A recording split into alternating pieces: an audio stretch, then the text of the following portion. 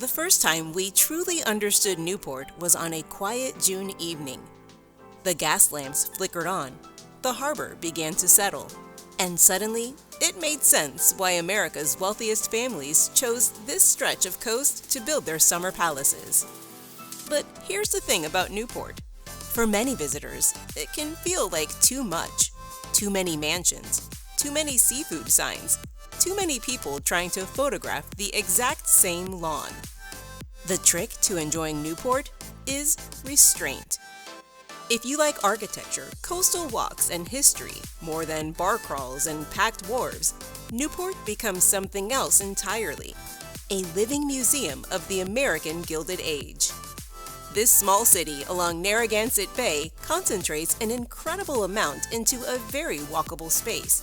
Cliffside paths, historic wharves, and the famous summer cottages built by families like the Vanderbilt family. But you don't need to see everything. In fact, Newport is better if you don't. Start with the famous cliff walk. Not the entire trail, just a stretch. 20 minutes is often enough. Waves crashing against the rocks, mansions rising above manicured lawns, the rhythm of the Atlantic slowing your pace whether you plan it or not. Then choose one mansion, just one. If it's your first visit, tour the Breakers, the grand Vanderbilt estate that captures the full drama of Newport's Gilded Age ambition. If you prefer something quieter, try the Elms, particularly its gardens, which feel designed for wandering rather than spectacle. Later in the day, take the slow loop around the southern tip of the island on Ocean Drive. It's less about reaching a destination and more about pulling over unexpectedly. Wide Atlantic views, wind across the grass, sailboats crossing the bay. And when evening arrives, stay a little longer downtown. The crowds thin out around Bowen's Wharf and Bannister's Wharf. The harbor quiets. Gas lamps glow along the older streets. Newport finally feels like the historic coastal town it has always been.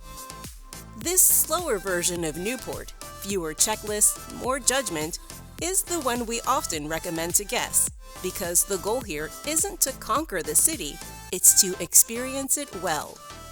Newport can be overwhelming, so we narrowed it down to the essentials in our Newport, Rhode Island field guide, including our recommended walking loops, the best times to visit the mansions without long lines, and even where to find actual parking. You'll find the guide linked below. And if you love the Gilded Age atmosphere but prefer a quieter home base, consider starting or ending your New England coastal road trip at Stanton House Inn in Greenwich, where the same era of architecture lives on, just at a gentler pace.